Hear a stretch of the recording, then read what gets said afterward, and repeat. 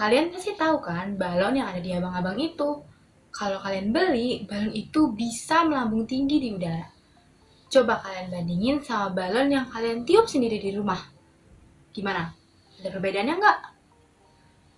Balon yang kalian beli di abang-abang bisa melambung tinggi, sedangkan balon yang kalian tiup sendiri nggak bisa. Kenapa kayak gitu?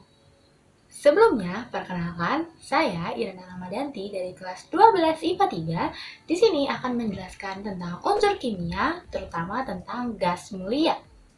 Nah, tadi kenapa ya balon helium itu bisa melambung tinggi, sedangkan balon yang kita tiup diem aja di bawah, mau kita lempar-lempar juga. Kita kalau bernafas menghirup gas oksigen atau O2. Setelah itu, kita mengeluarkan gas CO2 atau karbon dioksida. Balon yang kita tiup sendiri itu berisi gas karbon dioksida. Sedangkan kalau balon yang ada di abang-abang yang bisa melambung tinggi itu isinya bukan karbon dioksida, karena abang-abangnya nggak niup sendiri tuh. Abang-abang itu menggunakan tabung gas helium. Jadi di dalam tabungnya itu isinya gas helium, bukan gas karbon dioksida. Gas helium itu sifatnya ringan banget, makanya balon bisa terbang di udara. Nah, gas helium ini termasuk ke dalam gas mulia. Selain gas helium, di dalam gas mulia juga terdapat 6 unsur. Yang pertama, yang tadi adalah gas helium atau He, yang kedua adalah neon, yang ketiga adalah argon, yang keempat adalah krypton, yang kelima ada xenon, dan yang keenam adalah radon. Dalam sistem periodik unsur atau tabel periodik unsur SPU, gas mulia terdapat dalam golongan 8A atau golongan ke-18.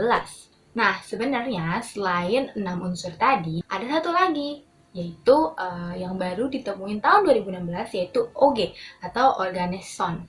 Tapi karena Og ini belum diketahui sifat-sifatnya, jadi sekarang kita bahas sampai radon dulu. Nah, golongan ke-18 atau golongan 8A ini adalah golongan unsur kimia yang paling stabil atau inert. Kenapa ya mereka bisa stabil? Yang pertama, karena elektron valensinya udah penuh.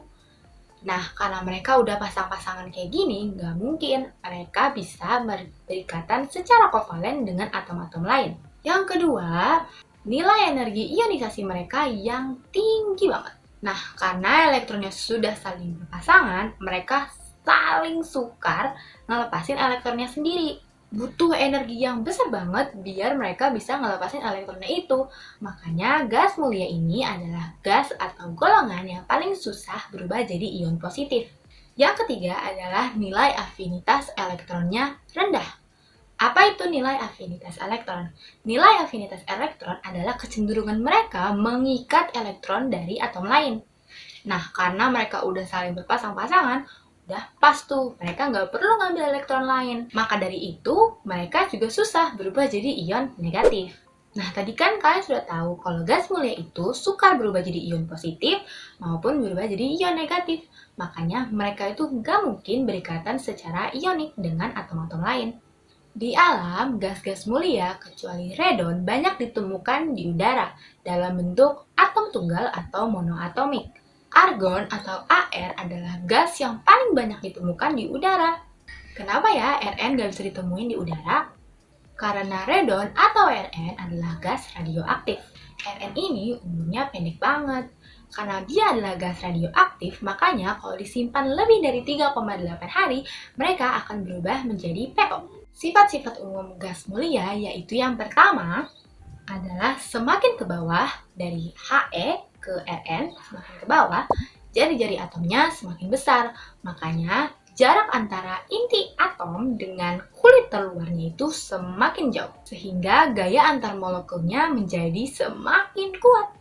Yang kedua, makin ke bawah makin tinggi titik didih dan titik lelehnya. Yang ketiga, makin ke bawah makin kecil energi ionisasinya. Karena zat mulia ini sangat stabil, dahulu ilmuwan sempat mengira kalau gas mulia ini sama sekali gak reaktif. Tapi pada tahun 1963, seorang ilmuwan dari Inggris mengejutkan dunia. Ia berhasil mencampurkan xenon dengan platina heksaklorida. yang kemudian menjadi senyawa XePTF6. Semenjak saat itu, semakin banyak senyawa-senyawa lain yang berhasil ditemukan sama ilmuwan. Tapi, senyawa-senyawa dari gas mulia ini nggak banyak kegunaannya. Gas mulia ini biasanya digunakan dalam bentuk atom tunggal atau monoatomik. Nah, kegunaan-kegunaannya apa aja sih? Yang pertama, kegunaan helium. Selain mengisi balon, helium juga bisa untuk menjadi tambahan oksigen di tabung pernapasan sewaktu menyelam. Yang kedua, neon memiliki kegunaan sebagai gas pengisi lampu. Nah, terutama yang menggunakan neon ini adalah lampu-lampu di pesawat karena bisa menembus kabut. Yang ketiga, kegunaan dari argon.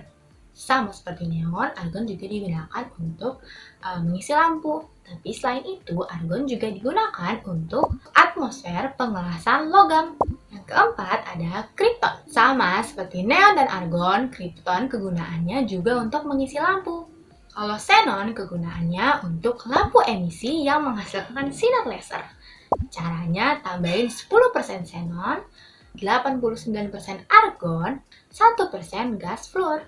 Nah, sekian tadi adalah pembahasan unsur kimia bagian gas mulia. Mohon maaf bila ada kesalahan. Terima kasih sudah menonton. Dadah!